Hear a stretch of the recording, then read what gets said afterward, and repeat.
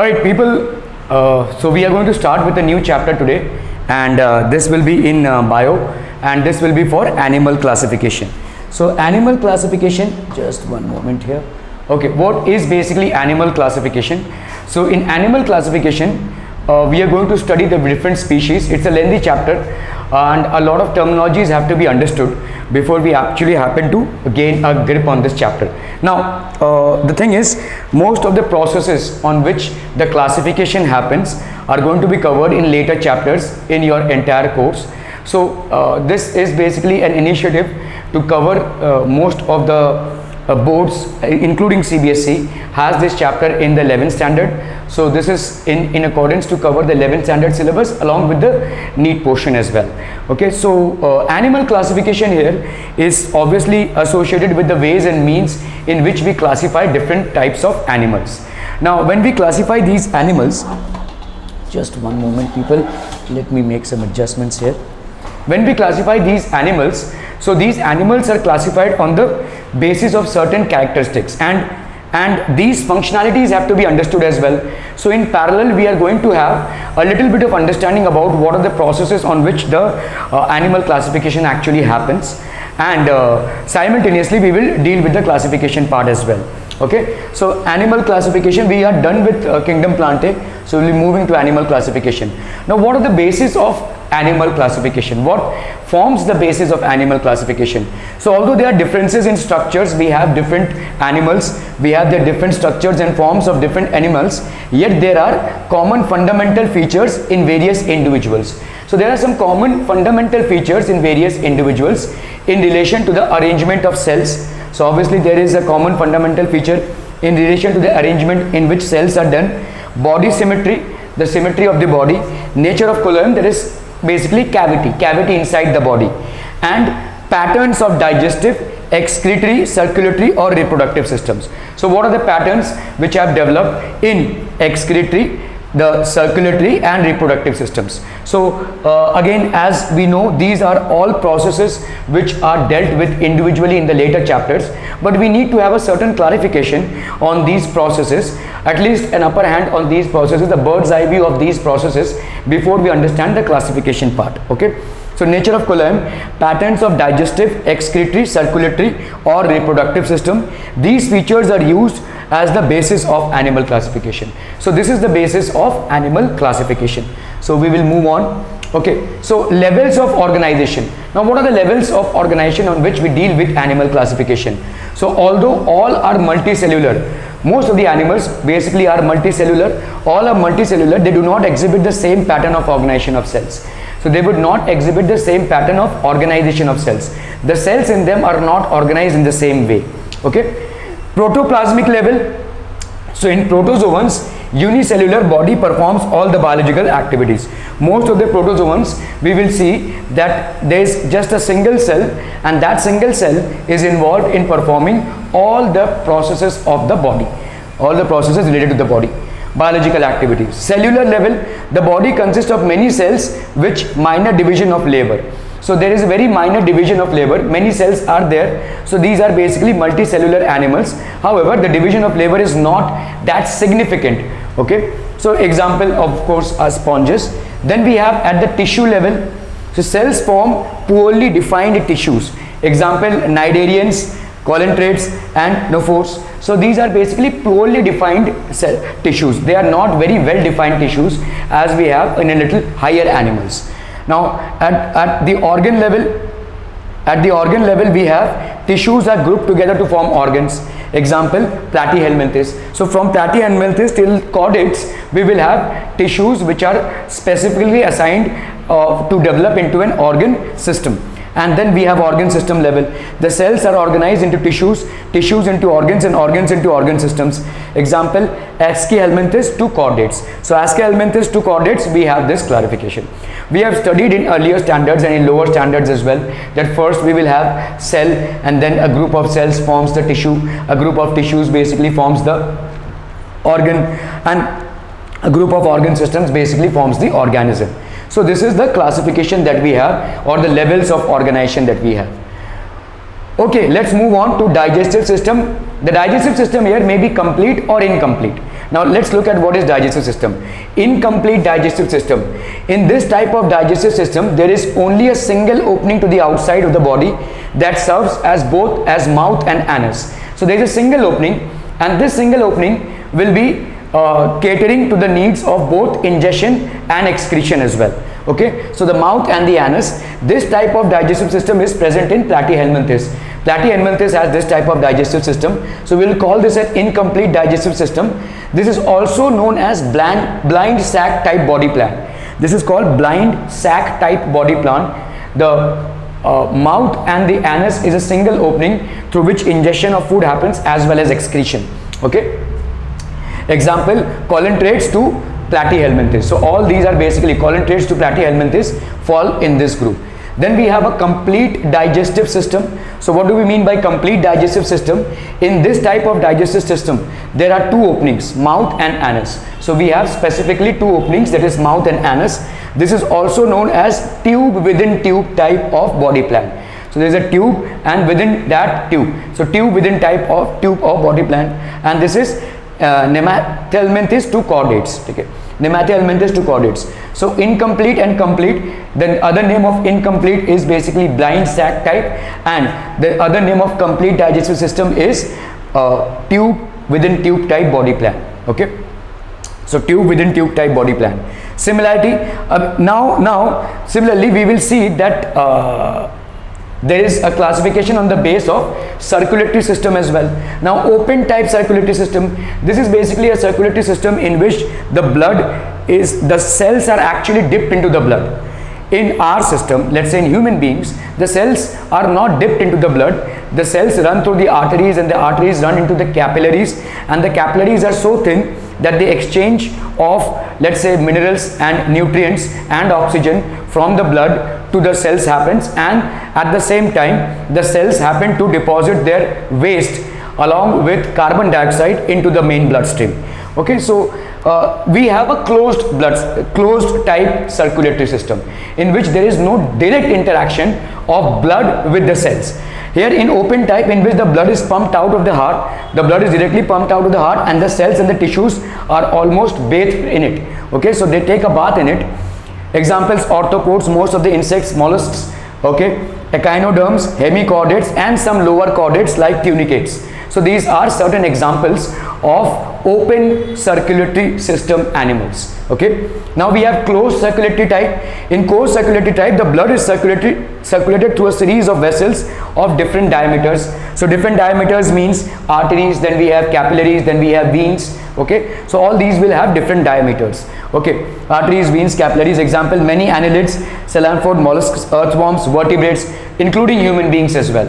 So here there is no direct interaction between the blood and the cells. The blood and the cells interact by means of a thin capillaries. Okay, so they are so thin that the diffusion easily takes place. So we have classification on the basis of digestive system, classification on the basis of circulatory system.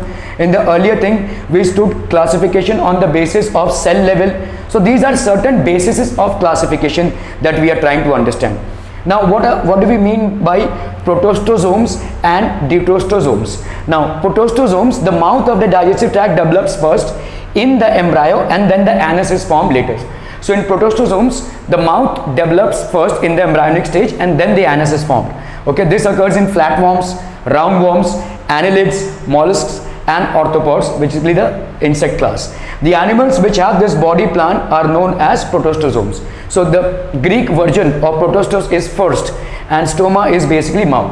So stomes means mouth, and protostomus means first. Okay. In the same way, the anus of the digestive tract develops first in the embryo, and then the mouth is formed. So first the anus is formed, and then the mouth is formed. This is seen in echinoderms, hemichordates, and chordates as well. So thus chordates are evolutionary closer to echinoderms. The animals which possess this type of body plan are known as deuterostosomes. So deuterostosomes, again Greek version will be deuteros means second, and stoma means mouth. Deuteros means second, and stoma means mouth. Just one moment, people. So deuteros means second, and stoma means mouth. Okay, so protostosomes and deuterostomes. This is as per the development in the embryonic stage of the mouth or the anus. If the mouth develops first, it is known as protostosome. If the anus develops first, then it is known as deuterostosome. Okay. So again, and now it's a very important part, symmetry, body symmetry. So body symmetry forms a very important part of classification. Just one moment here. Body symmetry forms a very important part of classification. Body symmetry is a similarity of parts in different regions and directions of the body. So when the body is not divisible into equal halves by any plane means x, y, z, whatever planes you are trying to divide the body in, it is not getting segregated or divided into two equal halves. This type of plan is known as asymmetrical. An animal is said to be symmetrical if its body is divisible into two equal halves by one or more planes. Two types of symmetry are usually seen in animals. Now asymmetry is any plane that passes through the center of the body. It almost passes through the center of the body without dividing the body into two equal halves. Okay, so sponges are mostly asymmetrical. Cycon, Leucoponia exhibit a radial symmetry. These are basically exceptions in sponges, but most of the asymmetrical animals are found in sponges. Okay, we have radial symmetry. In this type of symmetry, the body of the individual can be divided into equal halves by any plane passing through the center from top to bottom. So it can be equally divided into two halves by any plane that is passing from the center and from top to bottom. So equal halves means equal number of fingers here, equal number of fingers there, equal number of hands there, equal number of hands there, or equal number of antennas there, equal number of antennas that side. Okay, so this type of symmetry is found in some sponges, obviously. Let's say cycon, then we have cnidarians, hydra, jellyfish, echinoderms, starfish. Okay, so why is this so low? Okay, starfish. When the body can be divided into two similar halves by one or two vertical planes only, the radial symmetry is called biradial symmetry. It is present in the sea anemones. We will see this. Okay, we will see how the radial symmetry will work like. Bilateral symmetry. In this type of symmetry, and this is present from platyhelminthes to chordates. Okay, the body can be divided in two equal halves by single plane. This can be divided into by a single plane only because the important body organs are paired and occur on the two sides of the central axis. So let's say a human being is having a bilateral symmetry, so it can be equally divided, the central axis. The bilateral symmetry is found in many invertebrates and almost all vertebrates. It is found in almost all vertebrates. Okay. So let's say this is basically a picture from your NCERT, and this is the radial symmetry, and this is basically the bilateral symmetry. This forms the radial symmetry and this forms the bilateral symmetry. Okay, let's move on. Okay, now we have seen on some classifications on the basis of digestive system. We have seen classification on the basis of circulatory system. We have seen classification on the basis of symmetry. We have seen classification on the basis of whether mouth or the anus develops first. Okay, so now we will see another layer of classification, that is germinal layers. So germinal layers are what? During the development, even when the embryo is not formed, very initial stage, the germinal layers develop.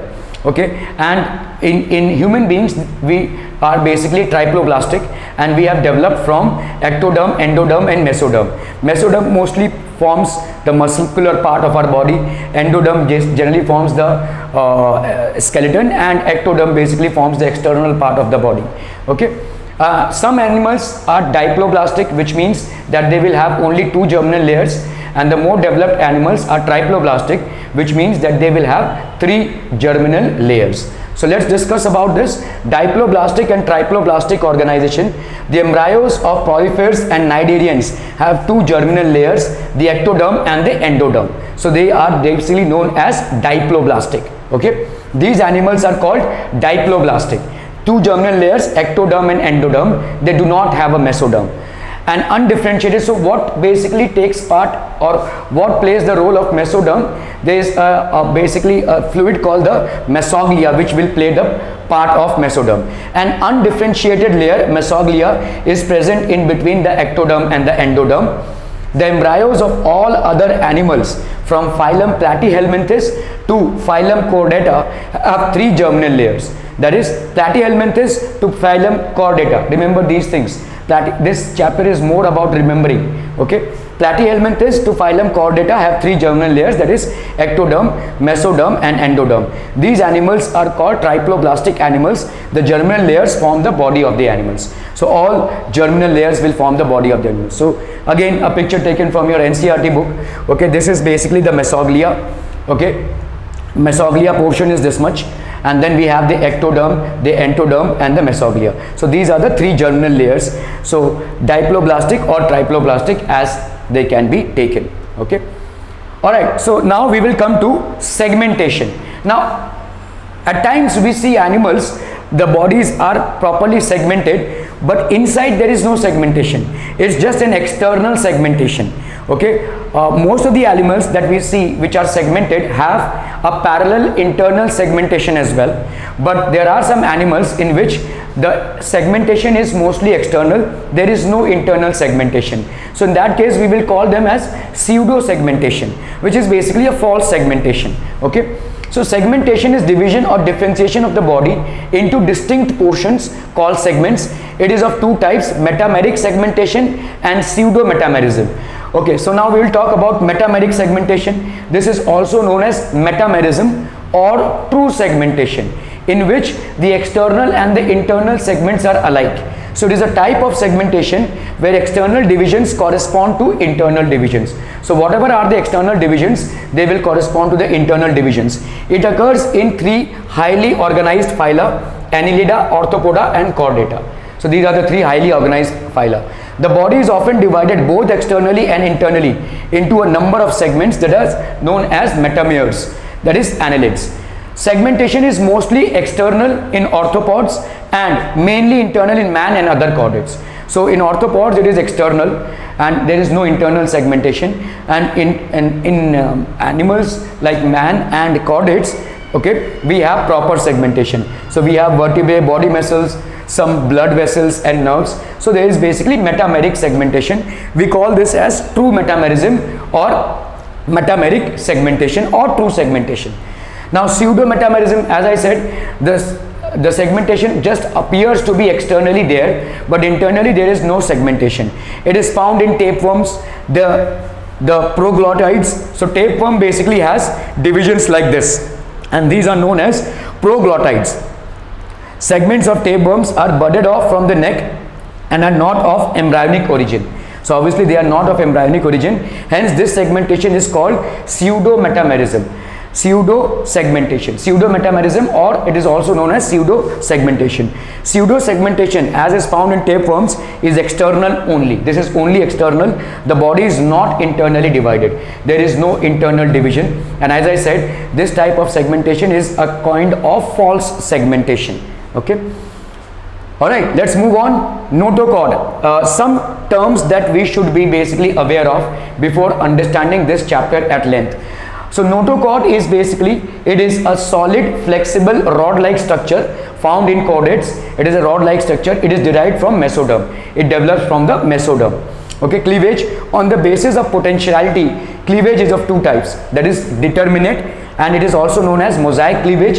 Complete embryo is formed only if all the blastomeres remain together. Example, annelids. So all the blastomeres, after the fertilization of the egg has happened by the sperm, all the blastomeres remain together, only then the complete embryo is formed, and that is an example of annelids. Okay, so this is known as mosaic cleavage or determinate cleavage. Indeterminate or non-mosaic cleavage on separation in the early stage. During the early stage of development from the blastomeres may give rise to complete embryo. If they get separated, the blastomeres at an early stage, they can themselves give rise to a complete embryo. Okay, example, chordates. So in determinate mosaic mosaic segmentation, complete embryo is formed only if all the blastomere pieces remain together, and here if one of the blastomere pieces happens to segregate, it has the potentiality to form a new organism altogether. Embryo, it is an organism in early stages of development. In human beings, it is from conception, that is after the sexual activity has happened, conception, after the sperms are conceived in the female reproductive tract. act of becoming pregnant to the end of 8th week. So embryo is basically the stage of the development of the child from conception to the 8th week of gestation period. Now fetus is what? Unborn young one of viviparous animal, obviously not the egg one laying ones, the ones which produce young ones, is called fetus. In human beings, an embryo is called fetus from the end of 8th week till birth. From end of 8th week till birth, it is known as fetus. Okay, let's move on. Okay, so coelom is basically the cavity which is lined by mesoderm, and this is known as cavity. This is known as coelom. The animals which do not have coelom are known as acoelomids. Examples: sponges, cnidarians, ctenophores and flatworms. So these are basically all without coelom, and hence they are also known as acoelomids. Pseudocoelomids, the mesoderm is present as scattered pouches, so it is not a fully developed coelom. It is present scattered in pouches. The ectoderm and endoderm, such a body cavity is called pseudocoelom, and animals possessing them are called as pseudocoelomids. Roundworms are examples of pseudocoelomids. So roundworms basically form pseudocoelomids. Again, coelomids, the animals which possess true coelom are known as coelomids. The true coelom is a body cavity which arises as a cavity in the embryonic mesoderm. Okay. In this case, the mesoderm of the embryo provides a cellular lining called coelomic epithelium or peritoneum or true cavity. The coelom is filled with coelomic fluid secreted by the peritoneum. True coelom is found in annelids, echinoderms and chordates. True coelom is of two types. One is known as schizocoelom. Schizocoelom it develops as a split in the mesoderm sheet. It is found in annelids, arthropods and mollusks. Enterocoelom, the mesoderm arises from the wall of the embryonic gut or enteron as hollow outgrowths which form this type of coelom. It occurs in echinoderms and chordates. So this is basically the classification on the basis of the body cavity which is present. In some places it is present, it is not present at all. In some places it is present in bits and pieces, and in some places it is fully formed. So we will look at the diagrams here. So this is basically a coelomid, no body cavity at all. Here we have pseudocoelomid. So this is basically pseudocoelomid. It is present in patches. The coelom is present in patches. This is coelomid. Actual coelom is present. The entire coelom is present in actuality. Okay. Let's move on. Okay. The cavity filled with blood is called hemocoel. Now hemocoel is basically, whenever we come across this term in biology which starts with hemo, it will be something related to blood. So the cavity filled with blood is known as hemocoel. It is found in arthropods and molluscs. Digestion. Now what is digestion? See, we are trying to have a grasp on the processes.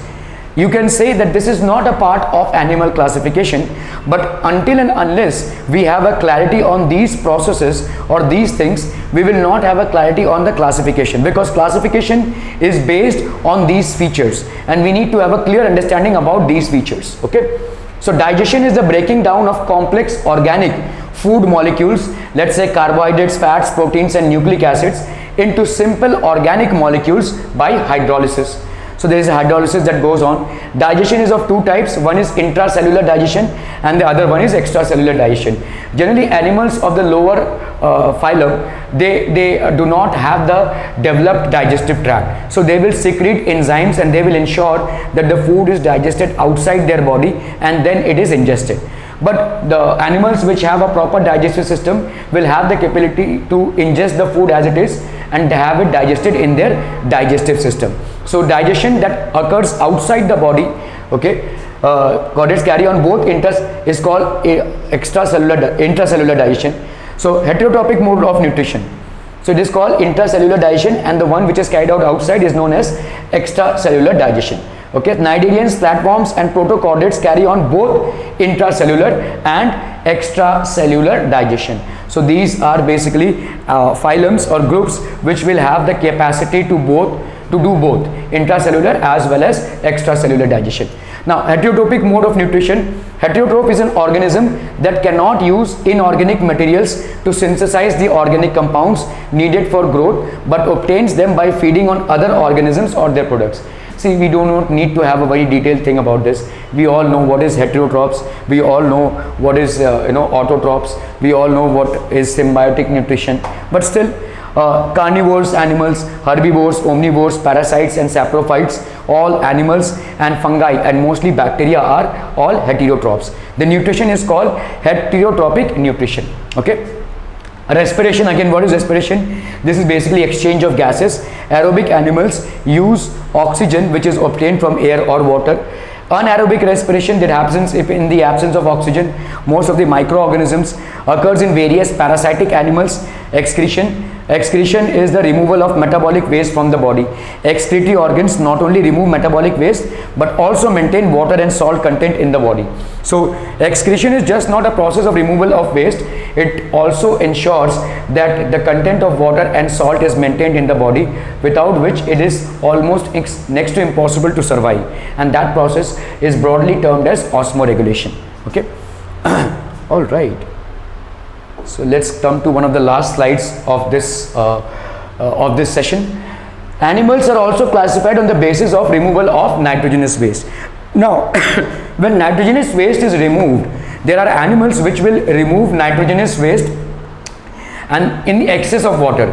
When there is a lot of water present in the surrounding of an animal, it will have a waste removed in the form of ammonia itself, and these are known as aminotelic animals. So obviously fishes and aquatic animals will have this aminotelic way of removing their waste. So they excrete ammonia. Example, pitta, bonyfish, labio. Aminotelic waste, they excrete ammonia. The excretion is in the form of ammonia.